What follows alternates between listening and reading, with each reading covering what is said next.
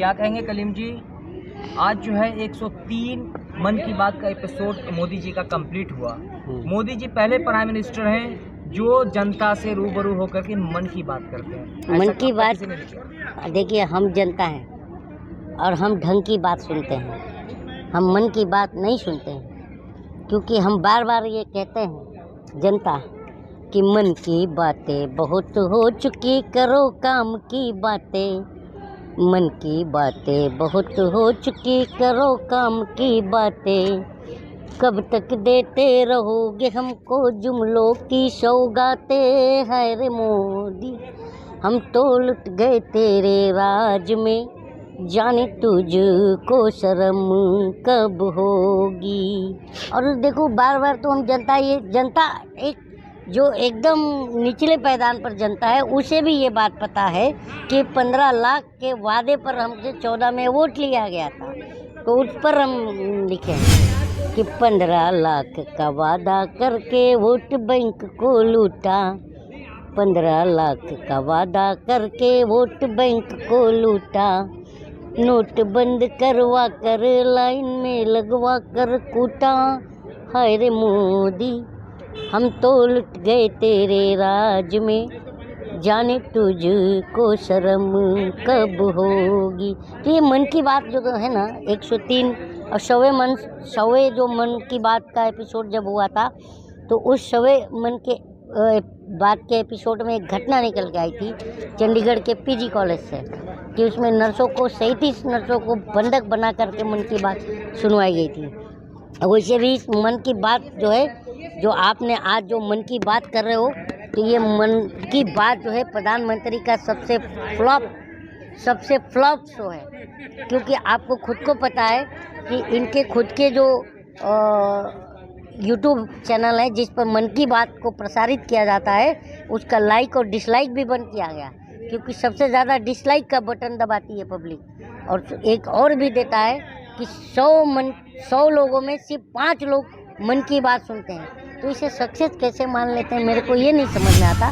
और शायद सच में इसलिए भी मानते होंगे कि गोदी मीडिया जो है उसको बहुत ज़्यादा प्रचार करता होगा, इसके वजह से। अदरवाइज ये मन की बात जो है फ्लॉप कार्यक्रम है प्रधानमंत्री का। क्या कहेंगे, मोदी जी भी जो है 2014 के बाद बहुत सारी स्किल इंडिया, स्टार्टअप इंडिया, ये सारे इंडिया ले आए, लेकिन उनको इंडिया से ही नफरत हो गया। लेकिन आज विपक्ष जो है महागठबंधन का इंडिया नाम रखा जाता है। इंडिया शब्द से ही प्रधानमंत्री को नफरत हो गया है। प्रधानमंत्री जब सोते हैं तो रात में अपने आजू बाजू सब जितने नौकर होंगे उनको कहते होंगे कि भाई जरा ध्यान देना, मेरे नींद डिस्टर्ब होती है, इंडिया वर्ड ना सुनाई देते। तो प्रधानमंत्री इंडिया वर्ड से आजकल सो भी नहीं पाते हैं।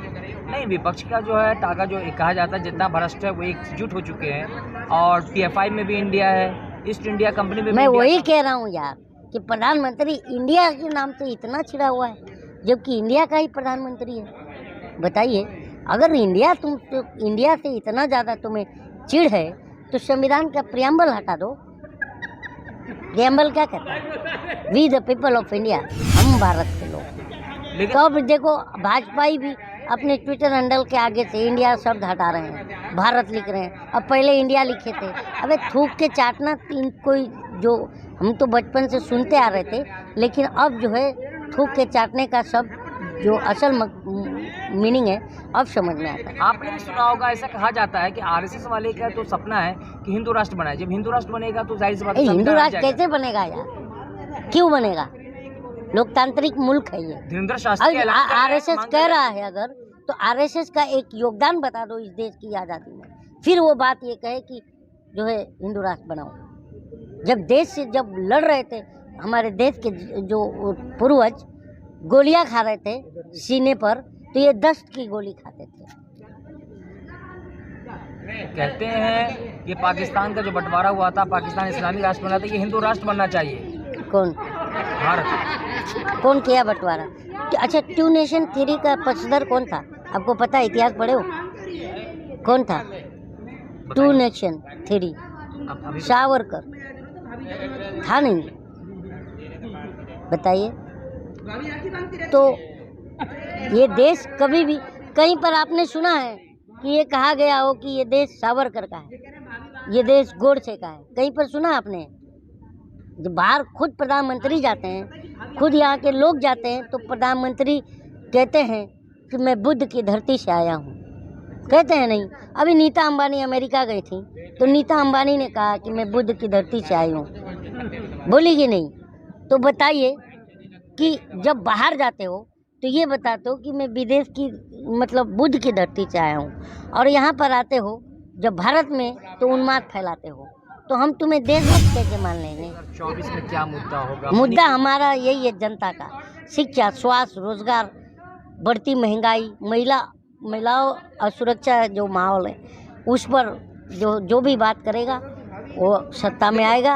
अब प्रधानमंत्री खुद देखिए घबराए हुए हैं, इनकी सत्ता जाने वाली है। भाजपा समर्थक तो कहते हैं कि देश विकास कर रहा तो महंगाई ऑटोमेटिक बढ़ना है। अब महंगाई तो समय समय महंगाई का मतलब ये है, प्रधानमंत्री मणिपुर का म नहीं बोलता, प्रधानमंत्री महंगाई का म नहीं बोलता, और जब प्रधानमंत्री जब गुजरात का सीएम होते हैं तब कहते हैं भाइयों बहनों, ये जो दिल्ली में बैठी सरकार है ना, महंगाई का म नहीं बोलती है, म। ये कौन कहा था? ये कौन कहा था कि जब जब रुपया गिरता है तो प्रधानमंत्री की गरिमा गिरती है? कौन कहा था? तो कहा ना, कौन कहा था ये बताओ पहले। आज का छोड़ दो, आज से तुम अपने कल से कभी नहीं भाग सकते। तुम आज में हमें मत उलझाओ, तुम्हारा कल हम पूरा पढ़े हुए हैं, और जब इतिहास लिखा जाएगा तो हमारे बच्चे जब इतिहास इस दौर का पढ़ेंगे तो इनके ऊपर जो है माथा पीटेंगे कि हमारे पूर्वजों ने कैसी सरकारें चुन कर लाए थे, जो इन्हीं की बजा रहा था और ये सोए थे। इस देश का मालिक कौन है साहब? लेकिन आज तो कहा जाता है कि पहले $1 का 70 हुआ करता, आज 80 यानी 82 रुपया है डॉलर। 82 तरक्की तो कर रहा है। आपने वित्त मंत्री का बयान नहीं सुना था? रुपया नहीं गिर रहा है, हमारे रुपया कमजोर नहीं हो रहा है, डॉलर मजबूत हो रहा है। ये कौन कहा था? हाँ, मैं कांदा लहसुन प्याज नहीं खाती, दाम बढ़े तो उससे मुझे क्या लेना था? ये कौन कहा था? और जब उनको ही इसी कार्यकाल में सदन के सत्र में जब उनके ऊपर कोई सांसद ने जो है टिप्पणी किया, धोखेबाज कहा, तो उन्हें बड़ा गुस्सा आया, तिल मिला गई। तो कभी ये जाकर के अपने हस्बैंड से नहीं पूछा कि उन्होंने भी तो टारगेट किया था महंगाई और सारे मुद्दों पर, इनको घेर लिया था वित्त मंत्री को। तो बताओ, ये लोग, मेरे को ये शर्म मतलब अफसोस, और मैं कभी सोचता भी हूँ कि ये लोग रातों को इनको नींद कैसे आ जाए? जनता को इतना परेशान करके, जनता को इतना तिल मार के ये लोग सो कैसे लेकर के, तो वहाँ 200 रुपये लीटर दूध है, 200 रुपये चावल है, जो यहाँ तो भाजपा, देखिए ना, भाजपा के समर्थक और जो भी हैं उनसे ये बात पूछिए कि अच्छे दिन कब आएंगे। हमारे ही मोहल्ले में मिलते हैं, ये अंधभक्त कहते हैं हम लोग, तो ये अंधभक्त मिलते हैं हमारे मोहल्ले में, तो हम लोग पूछते भाई अच्छे दिन कब आएंगे, हे ऐसा दांत चियार देते हैं, क्योंकि उनके पास जवाब ही नहीं है। जब हम पूछते हैं, चाय पीते पीते जब हम पूछते हैं, जैसे हम आप लोग भी जानते हो कि अंधभक्त कोई दूसरे प्लानेट से नहीं आए, हमारे मोहल्ले में ही रहते हैं और साथ में हमारे चाय की दुकान पे बैठते चाय पीते हैं। हमारा उनसे कोई, हमारा देखो, मेरा देश का मेरा मसला यही है कि मेरा और आपका पॉलिटिकल मतभेद हो सकता है, भाईचारा मनभेद नहीं होना चाहिए। जो आज ये सत्ता कर रही है, जो समाज में नफरत बो रही है, तो ये आज भी हमारे अंदर नहीं है।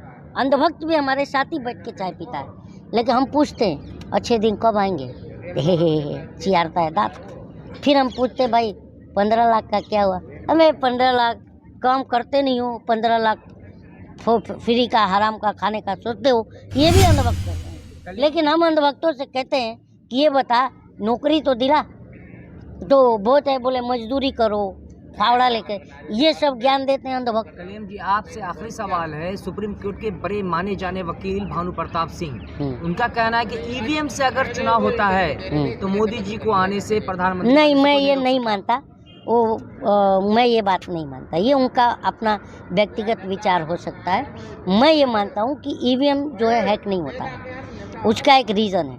आप भी पत्रकार हो, आप किसी भी चौराहे पर चले जाइए, 10 लोगों का सैंपल पकड़िएगा किसी भी चौराहे से, 10 में से 4 मोदी समर्थक मिलेंगे, नहीं मिलेंगे? बताइए, मिलेंगे ना? देश की जनता भी सुन रही है, मिलेंगे ना? मिलेंगे। तो 40% वोट शेयर हो गया, तो सरकार कौन बनाएगा? हाँ, गलती विपक्ष में कि वो 40% जो अंधभक्त बना लिया है बीजेपी ने, उनको समझा कि 20% को भी तो लेके आओ कि भाई ज़्यादा देर अंगूठा चूसने से दूध नहीं निकलता है। ये समझाओ कि ज़्यादा देर तक झूठ बोलने से, अच्छे दिन के आस में बैठने से अच्छे दिन नहीं आएंगे। मतलब ज़्यादा टाइम अंगूठा चूसने से दूध नहीं निकलता अंधभक्तों, ये समझाना पड़ेगा। चलिए, बहुत बहुत धन्यवाद।